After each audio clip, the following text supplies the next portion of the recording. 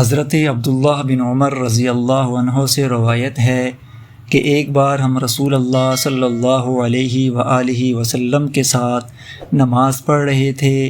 اسی دوران ایک شخص نے کہا، اللہ اکبر کبیرا والحمد للہ کثیرا وسبحان اللہ بکرۃ واصیلا۔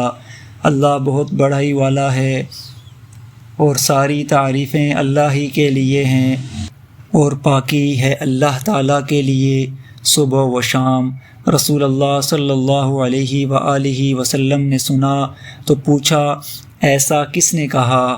لوگوں میں سے ایک شخص نے کہا، میں نے کہا ہے، اے اللہ کے رسول صلی اللہ علیہ وآلہ وسلم۔ آپ صلی اللہ علیہ وآلہ وسلم نے فرمایا، میں اس کلمے کو سن کر حیرت میں پڑ گیا، اس کلمے کے لیے آسمان کے دروازے کھولے گئے۔